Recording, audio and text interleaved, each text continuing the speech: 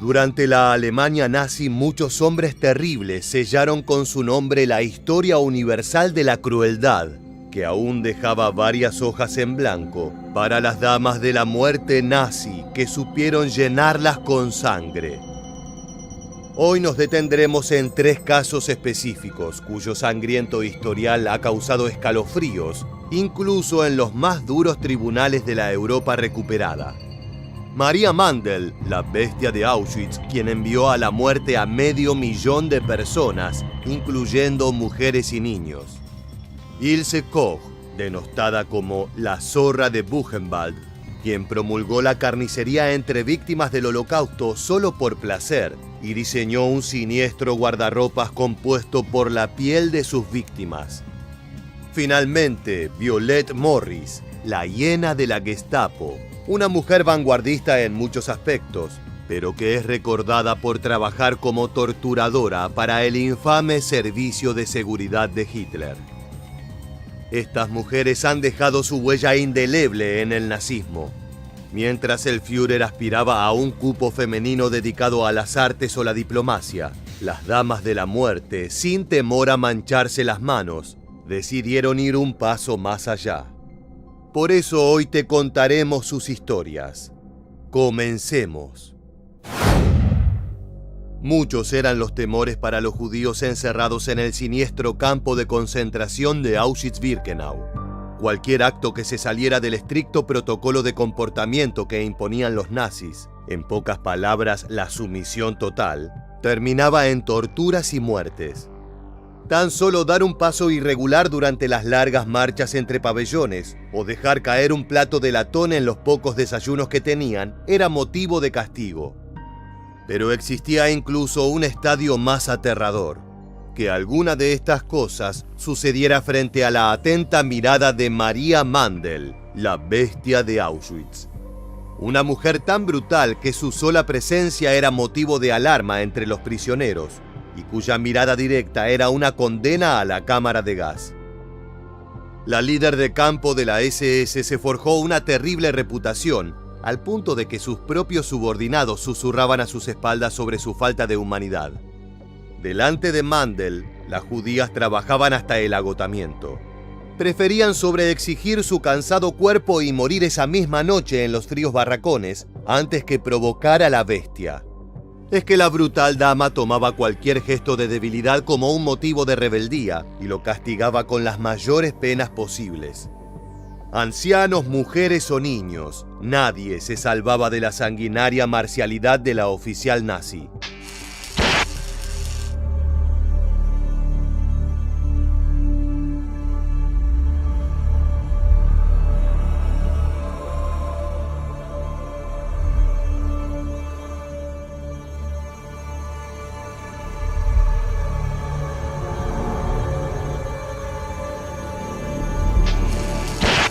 Maria Mandel nació el 10 de enero de 1912 en Münskirchen, un pequeño pueblo austríaco. Hija de una familia medianamente acomodada, fue una niña que lo tuvo todo y que accedió a una educación de muy buen nivel. María no vivió los horrores de la Primera Guerra Mundial como muchos de los alemanes o austríacos que acompañarían a Hitler hasta el final. Todo lo contrario. Mientras esas comunidades se hundían en una de las peores crisis de su historia, María cursaba sus estudios secundarios en Bürgerschule, un centro donde formaban a futuros jóvenes profesionales del comercio y la artesanía. Durante esta época, la futura oficial nazi gozó de una enorme popularidad en la ciudad, ya que era una joven de una belleza soberbia, deseada por los muchachos y admirada por sus compañeras. No obstante, la frágil burbuja de prosperidad juvenil en la que vivía Maria Mandel estaba a punto de estallar. Tras graduarse y buscar insertarse en el ambiente laboral, descubrió que el mundo había cambiado. Para trabajar en Alemania durante el período de entreguerras, era necesario un permiso del Partido Nacional Socialista que María había logrado conseguir. Trabajó junto a su padre un tiempo, pero la relación con su progenitora se hacía cada vez más difícil, por lo que decidió abandonar su hogar. Mandel sufrió duramente el desahucio, ya que no conseguía ningún trabajo estable y luego de 10 fracasos decidió recurrir nuevamente a su familia. En 1938, gracias a un contacto, María ingresó como guardiana en Lichtenburg, uno de los primeros centros de internamiento alemanes. Si bien ella se había formado como una futura profesional comercial, no estaba en condiciones de rechazar ninguna posibilidad. Pero este sería el fatídico momento que sellaría su destino como jueza y ejecutora de cientos de miles de almas. En menos de un año, el caudal de prisioneros de Lichtenburg aumentó tanto que se construyó el campo de concentración de Ravensbrück, reservado a mujeres, y en 1939 María fue enviada allí. Una vez instalada, comenzó a transitar su camino de brutalidad y puso las primeras piedras sobre las cuales edificaría su infame prestigio. Mandel pasaba revista a las prisioneras y convertía un simple proceso administrativo en un siniestro juego de resistencia. Las obligaba a realizar ejercicios y si alguna caía o se detenía por cansancio, era enviada al búnker, un espacio donde ejecutaba terribles castigos como flagelaciones o humillaciones psicológicas. Durante años fue incrementando la violencia de sus métodos, que encontrarían su pico de maldad en 1942, cuando fue ascendida a jefa de campo de la SS y enviada a Auschwitz. El 7 de octubre, cuando arribó a la enorme prisión, María descubrió que era la máxima autoridad de todo el complejo. Solo debía rendir cuentas al comandante Rudolf Höss. En el campo encontró un enorme parque de atracciones donde podría desplegar toda su malicia. La bestia estaba por liberarse. Mandel, con total disfrute e impunidad, decantaba una ola de violencia sobre los prisioneros. Con siniestra malicia, ahogaba bebés recién nacidos en tinas de agua frente a la impotente y desesperada mirada de las madres que eran obligadas a observar cómo sus hijos eran brutalmente asesinados. Enviaba a las embarazadas a los crematorios para ser quemadas vivas. Flagelaba a las mujeres hasta la muerte que fallecían por los golpes o simplemente desangradas. Pero incluso toda esta brutalidad no parecía satisfacer su perverso apetito por la maldad. María tenía la costumbre de adoptar prisioneros judíos como mascotas. Los obligaba a estar a su lado o incluso a participar de sus macabras torturas para luego aburrirse y lanzar su crueldad contra ellos. Hay quienes aseguran que también mantenía un romance secreto con el doctor Josef Mengele y que gustaba de participar en los siniestros experimentos de su amante. Para el final de la guerra, Mandel fue enviada al campo de concentración de Dachau, donde no pasó mucho tiempo a raíz de la caída de Berlín. Poco se conoce de su paso por el infame complejo, aunque se sabe que huyó hacia Austria, su país natal, antes del ingreso de los aliados a los centros de exterminio. Sin embargo, 10 días después de su arribo fue capturada por los norteamericanos, quienes la detuvieron cerca de un año hasta ser juzgada. En 1947, luego de un exhaustivo juicio, María Mandel fue hallada culpable de la muerte de 500.000 de personas, incluyendo niños. En su última declaración, la bestia rechazó toda responsabilidad por sus actos. Yo no tenía ni látigo ni perro. Cumpliendo con mi servicio en Auschwitz, me vi obstaculizada por la terrible severidad de Rudolf Höss. Dependía totalmente del comandante y yo no podía impartir ninguna pena. Pese a invocar la obediencia debida, su sentencia no fue levantada y el 24 de enero de 1948, María Mandel fue sentenciada a morir en la horca. Su cuerpo, aún joven, se balanceaba inerte, ya desprovisto de toda la belleza que la hizo famosa en la adolescencia, frente a la mirada de algunas prisioneras supervivientes y familiares de sus víctimas, que ahora sí podrían descansar en paz. El caso de Violette Morris es bastante distinto al de las mujeres que completan esta lista, ya que si bien terminó trabajando para el nazismo, la atleta de origen francés logró profundos reconocimientos en su vida personal antes del avance de Hitler. Morris nació en Francia en 1893, tuvo una infancia tranquila y pasó toda su adolescencia como pupila en un convento. Al salir finalmente a la vida, decidió que sería una mujer distinta a las de su época, y su primer acto de rebeldía estuvo relacionado al mundo de los deportes. A los 15 años comenzó a practicar todo tipo de actividades físicas como ciclismo, natación, levantamiento de pesas, tenis e incluso boxeo. En 1914 se casó con Cyprien Gourand, pero no era un matrimonio feliz.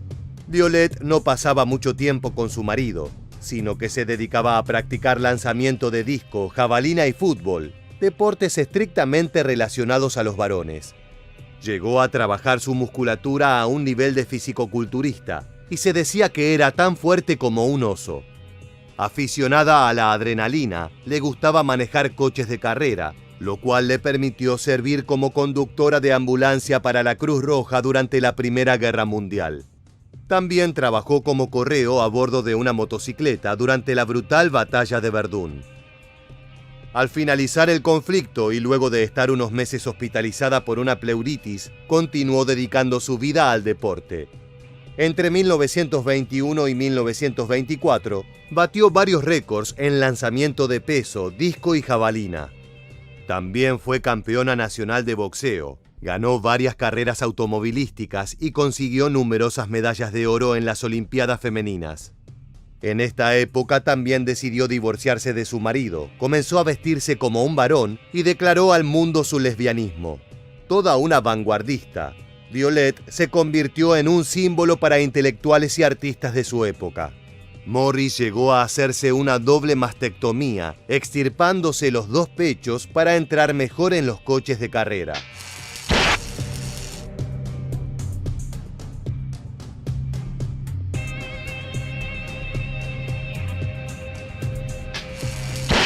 Por supuesto, su rebeldía al sistema tuvo consecuencias terribles.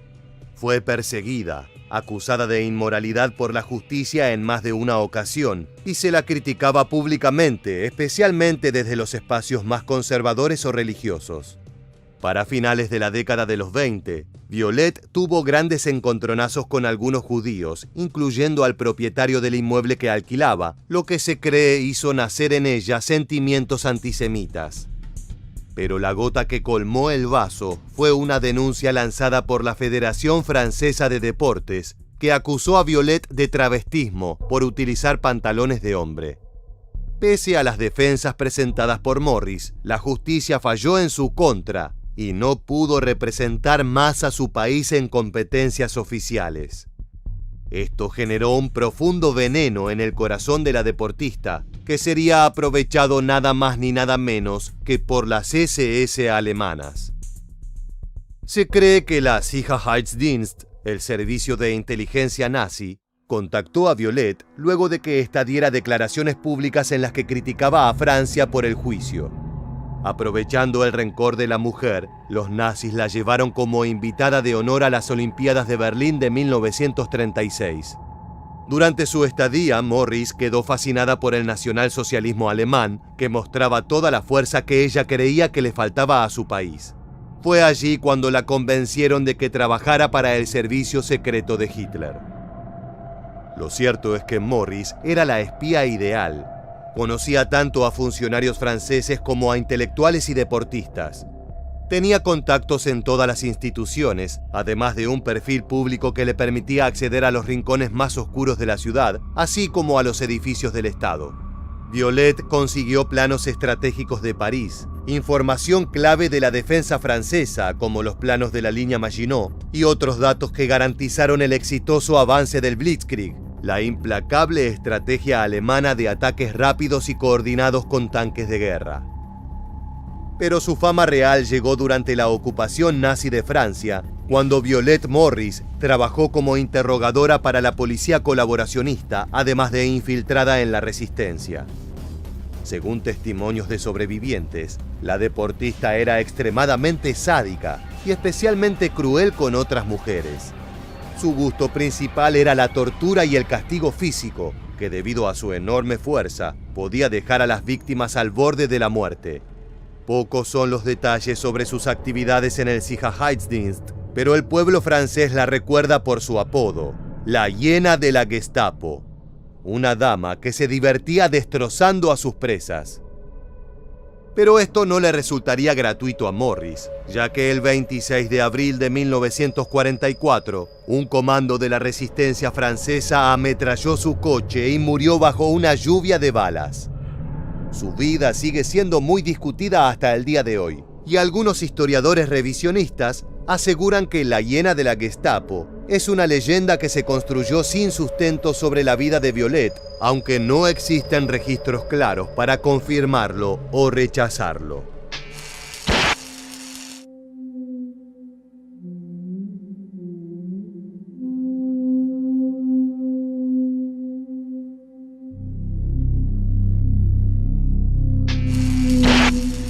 A diferencia de María Mandel, Ilse Koch no tuvo un rol jerárquico dentro de las SS, sino que gozó de los privilegios de ser la esposa de un oficial de alto rango, el coronel de campo Karl Koch.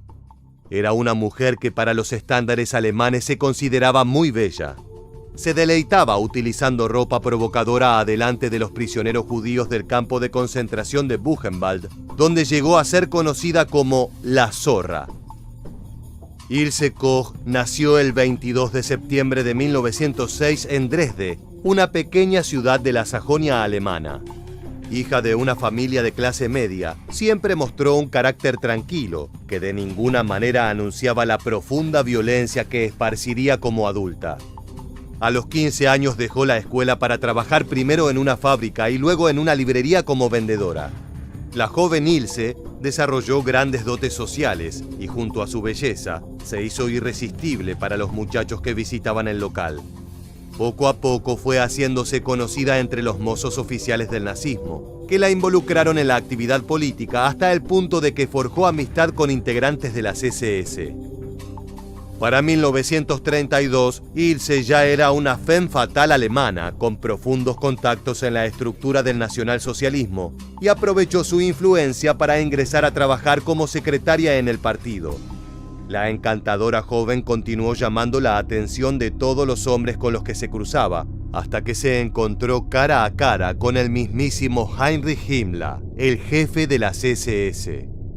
Si bien este estaba casado, consideró que la exquisita Ilse era un partido excelente para un joven ario y se la presentó a Karl Koch, uno de sus ayudantes más importantes, quien servía como coronel del campo de Sachsenhausen.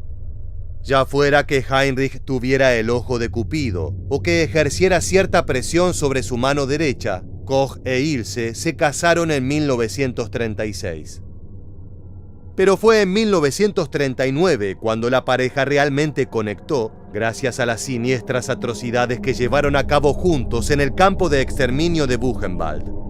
Si bien los Koch ya tenían hijos, luego del periodo obligatorio de dedicación a la paternidad establecido por el Reich, volvieron a la comandancia del campo con un renovado sentido de la crueldad. Karl ya era un sádico reconocido y destacaba por sus métodos de tortura, pero lejos de apaciguarlo, Ilse aumentó la apuesta y el matrimonio se lanzó a un frenesí sanguinario de abusos. Los Koch eran reconocidos por regresar a las torturas tradicionales más brutales del medievalismo. Hablamos de marcar a los prisioneros utilizando hierros candentes al rojo vivo, aplastar sus miembros con martillos y azotarlos con alambres de púa o fustas con hojas de afeitar. Pero aún así lo que les esperaba a los prisioneros en Villa Koch, la finca donde vivía la familia en Buchenwald, era aún peor. Ilse se había convertido en una mujer atraída por la perversión en distintos aspectos. Según los propios alemanes, organizaba orgías en su hogar, para luego darse un festín de torturas con los reos judíos. Ya fuera con propios o extraños, la joven mostraba un apetito por las emociones extremas que resultaba imposible de satisfacer. Para apaciguar las necesidades de su esposa, Karl mandó a construir una suerte de pabellón de los excesos, un búnker del horror, donde Ilse pudiera llevar adelante sus eventos, ya fueran sexuales o sangrientos. El edificio medía 40 metros de ancho por 100 de largo y albergaba varias habitaciones acondicionadas para realizar torturas o llevar a cabo orgías. Con muebles construidos para causar dolores indescriptibles, o salas espejadas que proveían una vista de 360 grados del festín. La casita del terror de la zorra de Buchenwald fue el escenario de la brutalidad desencadenada del nazismo. Por la mañana Ilse daba un paseo por los jardines de la finca. Luego visitaba el campo donde se deleitaba azotando a los prisioneros judíos. Cualquier motivo despertaba la violencia de la alemana, y sus castigos a plena luz se hacían más brutales cada día. Una de sus actividades predilectas era lanzar a los perros contra las embarazadas para causarles terror y heridas graves. Pero lo más macabro estaba aún por empezar, ya que Koch descubrió un perverso pasatiempo que cambiaría para siempre su relación con las víctimas del Holocausto. Ilse comenzó a pedir que despellejaran a los judíos luego de interesarse por los tatuajes de algunos prisioneros. Quería guardar los dibujos como una suerte de recuerdo siniestro y los utilizó para confeccionar lámparas. Pero no se detuvo ahí. Además comenzó a componer accesorios y a disecar cabezas y otras partes del cuerpo que colgaba en su hogar, como si se tratara del famoso asesino serial Ed Gein. Después de que el general Patton recorriera el campo, ordenó al alcalde de la cercana ciudad de Weimar que llevara a 1000 ciudadanos a Buchenwald para que vieran el crematorio y otras pruebas de las atrocidades nazis. Los estadounidenses querían asegurarse de que el pueblo alemán asumiera la responsabilidad de los crímenes nazis. Tras contemplar la realidad que asolaba este lugar, muchos ciudadanos comenzaron a llorar. Otros se desmayaron tras ver los cadáveres, a los supervivientes hambrientos tras una valla de espino, o después de descubrir una mesa de exposición sobre pieles humanas, donde además se encontraban lámparas hechas también con piel humana, varias extremidades del cuerpo humano conservadas en alcohol y 2 cabezas reducidas a una quinta parte de su tamaño normal. Luego de ser capturada junto a su marido al final de la guerra, varios testigos declararon haber visto los tatuajes de prisioneros impresos en la ropa interior que utilizaba Ilse. Se cree que participó de más de 33.000 asesinatos, unos 5.000 de forma directa junto a su marido. Si bien logró evadir a la justicia a pesar de las contundentes pruebas en su contra, en 1951 fue condenada a cadena perpetua por crímenes muy menores a los que había cometido. Koch decidió terminar con su propia vida en 1967, al colgarse en su celda de la prisión con la ayuda de una sábana blanca. Quienes la conocieron al final de su vida aseguran que Ilse solo hablaba de que era una pecadora y que no merecía el perdón de Dios. Quizás esto fuera cierto no solo para ella, sino también para todos los colaboradores de la terrible matanza que se llevó a cabo en uno de los momentos más brutales de la historia de la humanidad.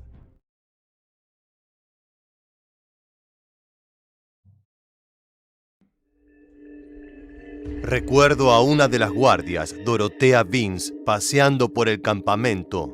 Aún puedo verla ante mis ojos. Tengo grabado en mi memoria el día en que una prisionera agotada pasó por su lado, tropezó y cayó. Con gran esfuerzo se puso de pie y se fue tambaleándose. Semejante escena era suficiente para Dorothea, que llamó a los perros y los lanzó sobre la reclusa indefensa.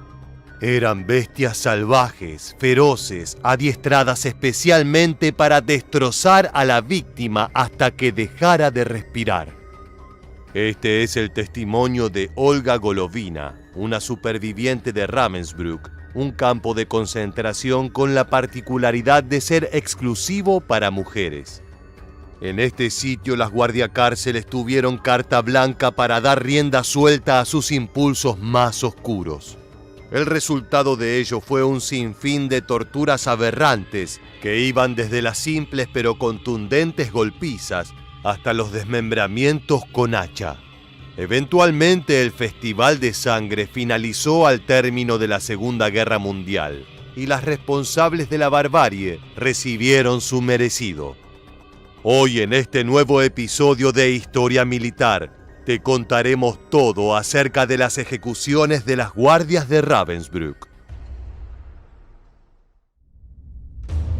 Ravensbrück comenzó a funcionar de manera oficial en mayo de 1939.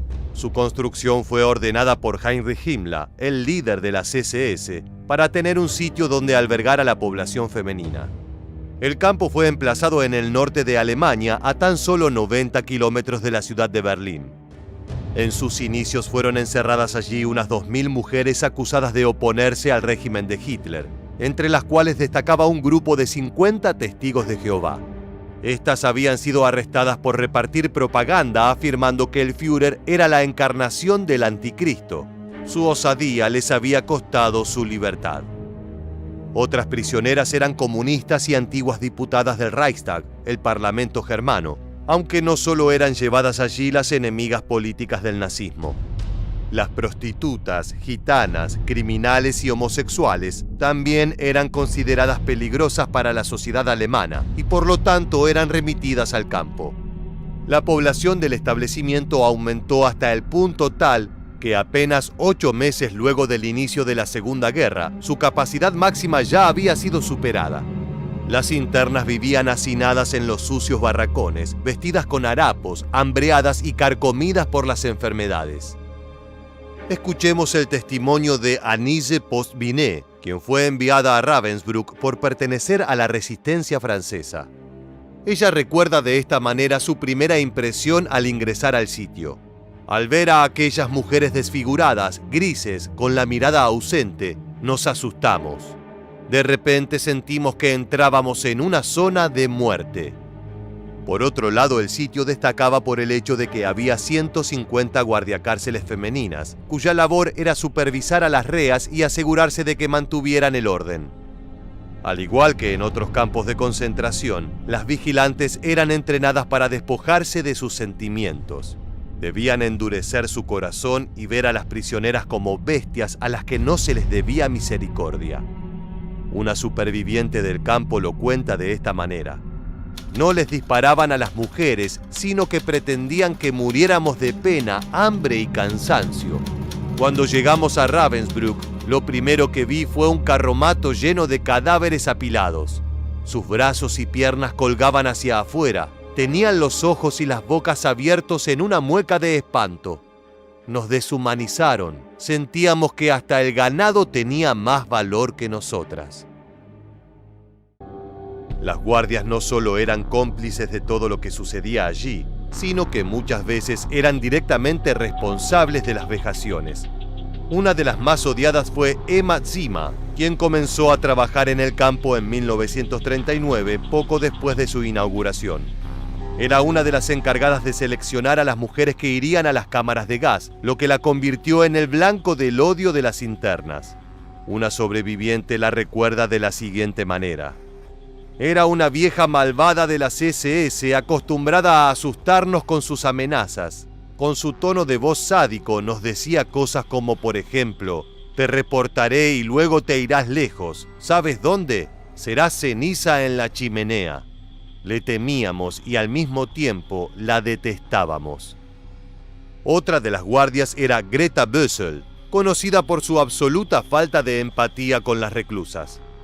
En una ocasión se la escuchó decir lo siguiente: «Si alguna de las prisioneras está demasiado cansada como para trabajar, hay que enviarlas a que se pudran».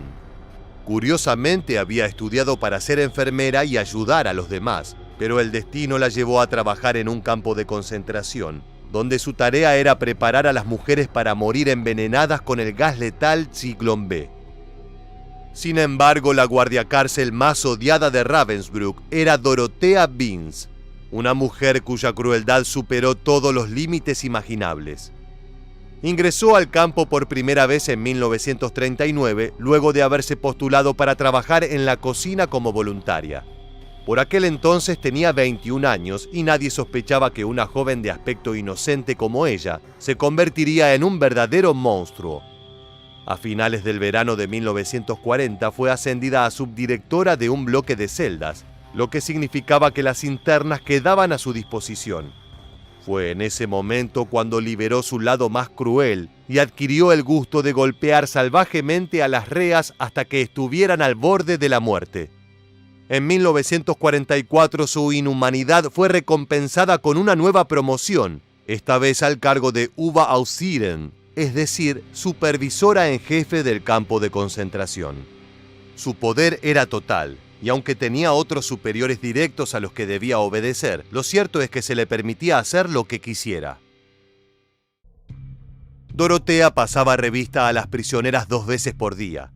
Las mujeres debían formarse en fila en el patio durante horas sin poder moverse, sin importar que hiciera un calor agobiante, un frío penetrante, que lloviera a cántaros o que estuvieran exhaustas a causa del hambre. No podían hablar, sentarse, mirarse entre sí y mucho menos posar sus ojos sobre las guardias. El proceso duraba un par de horas hasta que se había llamado a todas las reas por nombre para que dieran el presente y demostraran que ninguna había escapado. La fotografía que estás viendo en este momento muestra a Dorotea en su uniforme de trabajo, parada junto a su gigantesco pastor alemán. El can estaba entrenado para atacar a la señal de la supervisora, algo que, como vimos al inicio del video, sucedía con frecuencia. Vince tenía poca paciencia para aquellas que rompían las reglas, sin importar cuán insignificante era la infracción. Una mujer que anduviera con la ropa mal abrochada o a la que se le cayera un mendrugo de pan al suelo por accidente, podía recibir decenas de latigazos a modo de castigo. Dorotea acostumbraba a caminar con una fusta en una de sus manos, mirando de arriba abajo a las prisioneras, buscando cualquier excusa para golpearlas. A continuación escucharemos el testimonio de Dagmar Hajkova, una superviviente checa de Ravensbrück, que fue testigo de uno de los crímenes más brutales de la supervisora. Dorotea observó a una mujer que pensaba que no trabajaba lo suficiente. Se le acercó y la abofeteó hasta tirarla al suelo. Después tomó un hacha y empezó a rajar a la interna hasta que su cuerpo sin vida no era más que una masa sangrienta. Cuando terminó, Dorotea limpió sus botas brillantes con un trozo seco de la falda del cadáver. Se montó en su bicicleta y pedaleó sin prisa de vuelta a su cuartel, como si no hubiera pasado nada. Las guardias se continuaron comportando como ángeles de la muerte durante toda la guerra, aunque su reinado de terror se aproximaba a su catastrófico final. En la primavera de 1945, cuando el Tercer Reich estaba acorralado, el Ejército Rojo de la Unión Soviética emprendió un avance arrollador sobre el territorio alemán. El 30 de abril de ese año llegaron hasta Ravensbrück y liberaron a las 3.500 sobrevivientes que todavía estaban encerradas allí. En las semanas siguientes, las guardianas del campo fueron identificadas y arrestadas por los aliados. De inmediato comenzó a organizarse un juicio en su contra, por lo que se recopilaron evidencias de sus crímenes y se buscaron testigos que pudieran dar cuenta de las vejaciones. Greta Bösel y Emma Zima, de quienes hablábamos anteriormente, fueron encontradas culpables de cometer delitos de guerra relacionados con el maltrato de prisioneros. Fueron ejecutadas en la horca el 3 de mayo de 1947 y el 20 de septiembre de 1948 respectivamente. El destino de Dorotea Vince, la todopoderosa supervisora del campo de concentración, no sería tan diferente. En abril de 1945, al enterarse que los soviéticos se aproximaban a su posición, decidió escapar por su cuenta. Era consciente de que si los rusos la atrapaban podía darse por muerta, de manera que arriesgó todo en una huida desesperada. Solo llegó hasta Hamburgo, donde fue rápidamente identificada por una patrulla del ejército británico y puesta bajo custodia. El juicio que se montó en contra de Dorotea y de otros oficiales de Ravensbrück duró 2 años, y al final la ex supervisora fue condenada a morir en el cadalso. Lo que estás viendo ahora es el registro fílmico del momento en que los acusados escucharon su sentencia final. Allí, identificada con un cartel con el número 5, se encontraba Vince. En abril de 1947, mientras aguardaba la muerte, Dorotea intentó suicidarse cortándose las venas. Sin embargo, fue salvada por los guardias, que intervinieron justo a tiempo para evitar que escapara de la justicia. El 2 de mayo de ese año, la mujer fue conducida hasta la horca, donde fue obligada a pararse encima de la trampilla. Le colocaron una capucha negra sobre el rostro y le ajustaron la soga en torno al cuello. A continuación, el verdugo accionó el mecanismo Dorothea Binz cayó por el agujero y su cuello se rompió al instante. Fue así como la historia de las torturadoras de Ravensbrück llegó a su tétrica conclusión.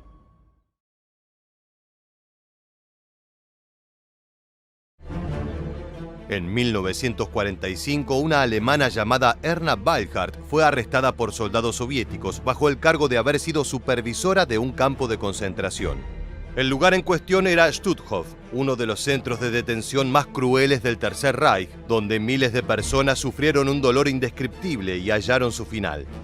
Al año siguiente, Weilhardt, junto a otras mujeres que también ostentaron distintos cargos en el campo, fueron llevadas a juicio para dictaminar su grado de responsabilidad. A medida que los testigos desfilaban y daban su versión de los hechos, el público quedó atónito. Parecía increíble que mujeres tan jóvenes y de aspecto inofensivo hubieran cometido crímenes tan salvajes que helarían la sangre del más temerario. Sin embargo, Weilhardt enfatizó una y otra vez que ella no tenía nada que ver con los delitos, que jamás había golpeado a nadie y que mucho menos había asesinado a prisioneros. De hecho, según ella, estaba tan escandalizada como el resto de la sala al oír sobre las torturas. Los sobrevivientes del campo confirmaron estos hechos, aunque el tribunal no quedó del todo convencido. Para Weilhardt, se trataba de una cuestión de vida o muerte. En pocas horas los jueces decidirían el destino de cada acusado y harían saber si le aguardaba la horca o la cárcel. No te muevas de tu pantalla porque en los próximos minutos te contaremos todo acerca del juicio a las guardias de Stutthof. El campo de concentración de Stutthof fue el primero en ser establecido fuera de las fronteras de Alemania durante la Segunda Guerra Mundial. Fue construido en Polonia, en una región alejada de los grandes centros urbanos, rodeada por pantanos y bosques. Abrió sus puertas de manera oficial en septiembre de 1939 y en sus inicios se pensó como un lugar donde albergar a los miembros más importantes de la sociedad polaca. Los prisioneros provenían de la élite económica, política y cultural del país, de manera que en sus barracones convivían dirigentes políticos, líderes religiosos, artistas famosos e intelectuales de gran prestigio. Un año antes de su inauguración, los nazis habían confeccionado listas de polacos considerados peligrosos a los cuales había que arrestar de inmediato. El objetivo de fondo era reorganizar el país a imagen y semejanza de los ideales nacionalsocialistas, y el primer paso para ello era eliminar a estos sujetos. Si bien Stutthof debía albergar a civiles, como consecuencia de la guerra los nazis también enviaron allí a prisioneros de guerra. Pocas semanas después de su apertura ya había 6.000 personas encerradas, y el número creció a medida que Alemania deportaba a los judíos de los territorios conquistados. El sitio contaba con 40 subcampos, cuyos internos eran obligados a realizar tareas forzosas para abastecer la industria militar germana. La mayoría de los trabajadores esclavos debía asistir diariamente a una fábrica de armamento para ayudar en la producción de material bélico. Como en todo campo de concentración, las condiciones de vida en Stutthof eran deplorables. A lo largo de los años que funcionó, se calcula que 110.000 personas pasaron por allí. Más de la mitad de ese total falleció por la difusión de enfermedades como el tifus o por la falta de alimentación básica. Aquellos que estaban debilitados por el hambre eran seleccionados por los guardias para morir en las cámaras de gas, ya que no servían para las tareas forzosas. La mayoría de los ejecutados de esta manera eran mujeres judías y niños que pasaron sus últimos segundos de vida inhalando el veneno Zyklon B. Entre todos los delitos que ocurrían dentro de Stutthof, quizás el más escalofriante sea el rumor de que las SS utilizaban los cadáveres para extraerles la grasa corporal y fabricar jabones. Si bien esto nunca fue confirmado del todo, sí se ha probado que los nazis del campo sometían a los internos a terribles torturas. A comienzos de 1945, cuando el Tercer Reich estaba al borde de la derrota, los jerarcas de Stutthof organizaron la evacuación del campo. Miles de prisioneros agotados, hambrientos y enfermos fueron obligados a caminar cientos de kilómetros para alejarse de los aliados. De acuerdo a los especialistas, 25.000 personas murieron en este proceso. Cuando los soviéticos liberaron el campo el 9 de mayo de 1945, se encontraron con nada más que 100 sobrevivientes, que eran aquellos que se escondieron de los nazis para evitar ir a las marchas forzadas. Tras la rendición de Alemania, los aliados detuvieron al poco personal de Stutthof que pudieron encontrar. Había 72 oficiales de las SS y 6 supervisoras. En 1946 se inició el juicio y los supervivientes declararon las torturas a las que habían sido sometidos por las mujeres nazis.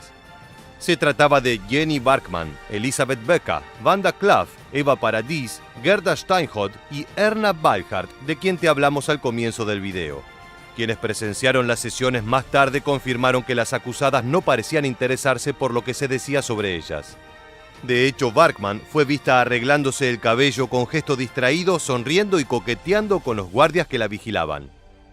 La única que estaba nerviosa era Erna Balhardt, quien dijo lo siguiente: «Estuve afiliada al Partido Nacional Socialista desde 1933. Me gustaba la idea del Führer de que seríamos una nación dominante, pero nunca me gustó mi trabajo porque se atormentaba mucho a los prisioneros. Yo tenía que mirar hacia otro lado». De hecho, renunció 6 semanas después de haber sido nombrada supervisora del campo, tras lo cual se dedicó a atender a soldados heridos. Tras mucha duda, los jueces decidieron condenarla a 5 años de prisión, por lo que le perdonaron la vida. El caso de las otras mujeres, sin embargo, fue muy distinto, ya que los testigos aseguraban que eran las encargadas de seleccionar a quienes morirían en las cámaras de gas. Una de ellas, Wanda Klaff, lo reconoció con orgullo. «Soy muy inteligente y siempre fui brillante en mi trabajo. Le pegaba a por lo menos 2 prisioneros por día». Una sobreviviente declaró lo siguiente sobre la acusada Eva Paradis: «Una vez nos ordenó a un grupo de reclusas que nos desnudáramos en medio de la nieve y nos bañó con agua helada. Si alguna se movía, ella nos daba una paliza». Las pruebas eran abundantes y la brutalidad evidente, por lo que el tribunal sentenció a las 5 supervisoras de Stutthof a morir en la horca. Se fijó la fecha de las ejecuciones para el 4 de julio de 1946 y el lugar elegido fue una colina cerca de la ciudad de Gdansk, en Polonia. Ese día se juntó una muchedumbre de 20.000 personas para presenciar la muerte de los monstruos que habían causado tanto dolor. No se montó un cadalso, sino que se decidió colocarles una soga al cuello, pasarla por un poste y atarla a la parte trasera de un camión. Una vez que el vehículo avanzara, las mujeres quedarían levemente suspendidas en el aire durante los minutos necesarios para que perecieran estranguladas. La primera ejecutada fue Jenny Barkmann, cuyas últimas palabras fueron estas: «La vida es un placer y es por eso que termina rápido». El público contempló cómo su cuerpo se elevaba, el nudo se enroscaba en torno a su garganta y sus pies marcaban un ritmo frenético. Cuando se quedó quieta fue el turno de las demás, que pasaron de a una hacia su destino final. Los cuerpos se dejaron allí colgados para que los próximos condenados tuvieran una vista clara de lo que les esperaba. No solo murieron las 5 mujeres de Stutthof, sino también otros 6 guardias masculinos que habían torturado prisioneros. Fue así como las víctimas del campo de concentración encontraron algo de justicia por los horrores a los que fueron sometidos por el nazismo. Llegamos al final del video y queremos preguntarte: ¿crees que Erna Balhardt debería haber sido ejecutada? Déjanos tu respuesta en la bandeja de comentarios aquí debajo. Y no olvides suscribirte a nuestro canal para conocer muchos más sucesos militares que dejaron su huella en la historia.